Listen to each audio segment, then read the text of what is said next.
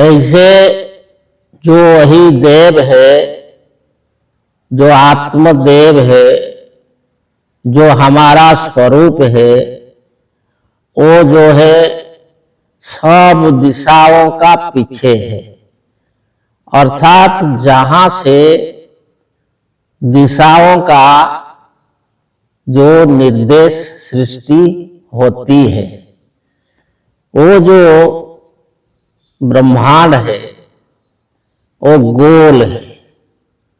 तो कोई जो है गोलाकार वस्तु का कोई दिशा नहीं होता है, कोई दिग नहीं होता है, वो तो काल्पनिक है।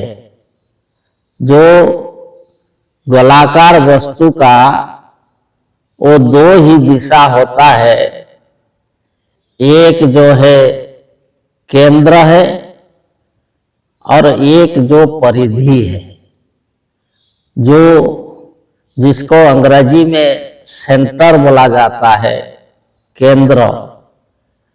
तो जैसे कि जो अभी जो खेलते हैं तो वहाँ जो होता है उसमें एक केंद्र होता है।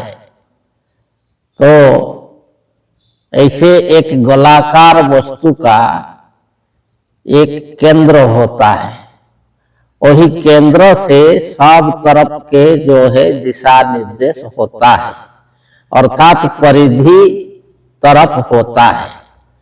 तो ये संसार जो है गोल है, ब्रह्मांड गोल है और उसका जो एक केंद्र है। तो वही केंद्र कहाँ है?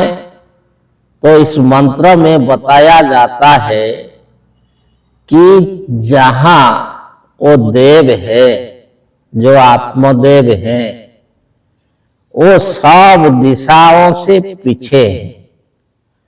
अर्थात वही जो जहां है, जहां हमारा स्वरूप, हमारा आत्मा है, ये शरीर के भीतर है, वहां से ही ये सारे जो है ब्रह्मांड चक्र का परिधि निकलता है और वहीं से 2 दिशाओं का निर्देश किया गया है, पूर्व, पश्चिम, उत्तर, दक्षिण इत्यादि। तो इसको जो तत्वों से समझ लेने से ये जानकारी हो जाएगा कि हम कौन है। जो हम है, अहम आत्मा, तो हम कौन है, कहाँ है, ये ब्रह्मांड के कौन सा स्थान में हम है। तो इसे पता चलेगा कि हम जो है केंद्र में है और मन जो है वो सब समय परिधि के तरफ भागता है। तो इसलिए जो है वो खुद को जान नहीं पा रहा है। जब परिधि से लौट करके, सारे दिशाओं से लौट करके केंद्र में आ जाएगा मन और केंद्रस्थ हो जाएगा, अर्थात स्वरूपस्थ हो जाएगा, तो वो अपना सच्चा स्वरूप को जान लेगा। तो वो जो है देव, आत्मदेव, वो जो जीव है, प्राण है, तो ये ऐसो हो देव प्रदिशोनुसर्वा पूर्वा हो जात, वो पहले जन्म लिया है और सौ गर्भे अंत, वो गर्भ के भीतर है और सएव जात, अही अभी जन्म लिया है और स्वजनिष्यमान, वो फिर भविष्य में जन्म लेगा। तो इसका मतलब है कि जो जन्म से लेकर जो शरीर त्याग पर्यंत जो जितना भी क्रिया है, कर्म है, शरीर से जो स्थूल शरीर को धारण करके मातृ गर्भ से जन्म लेकर जो फिर से आयु घटने के बाद जो शरीर छोड़ने तक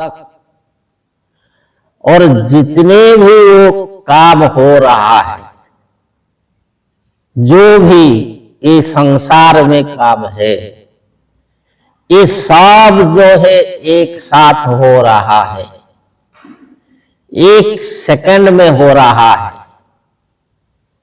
एक पलक में हो रहा है।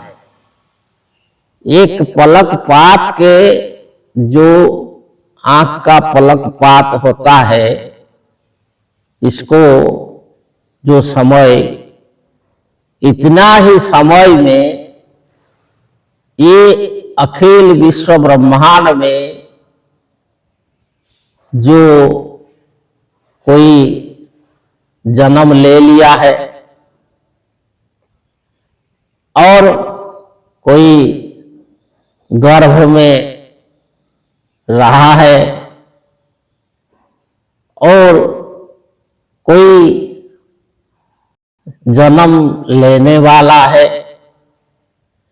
और भी जो सारे कर्म है, कोई जाग रहा है, कोई सो रहा है, कोई हंस रहा है, कोई जो है रो रहा है, कोई दौड़ रहा है, कोई बैठ रहा है। तो ऐसे जितने भी जो जीवन का अवस्था संसार में होती है, तो ये सब जो अवस्था, सब क्रिया किसी ना किसी के द्वारा एक साथ हो रहा है। कोई जो है प्रवचन दे रहा है, कोई पूजा पाठ कर रहा है, कोई डकैती कर रहा है, कोई चोरी कर रहा है, किसी को जेल भेजा जाता है, किसी को जो विचार हो रहा है किसी का। तो ऐसे जो है सारे जो क्रिया किसी ना किसी के द्वारा ये पलक पात के समय में ही हो रहा है। तो वही इसमें बताया जाता है कि पूर्वा हो जातो सौ गर्भे अंतो सएव जातो स्वजनिष्यमान, कि बहुत पहले वही जन्म हुआ है और वो अभी गर्भ के भीतर है और अभी जन्म ले लिया है और फिर भविष्य में जन्म लेने वाला है। तो कौन है वो? वो जीव है, और ये हमारी आत्मा है, ये हमारी जीव है। और ही शरीर धारण करके जन्म ले लिया है, और वही अभी मां के गर्भ में है, और वही अभी जन्म लिया, और फिर जो है भविष्य में भी जन्म लेगा। तो ये वो जीव ही है, अहि देव, अहि ब्रह्म। आगे बताएंगे। जय जी।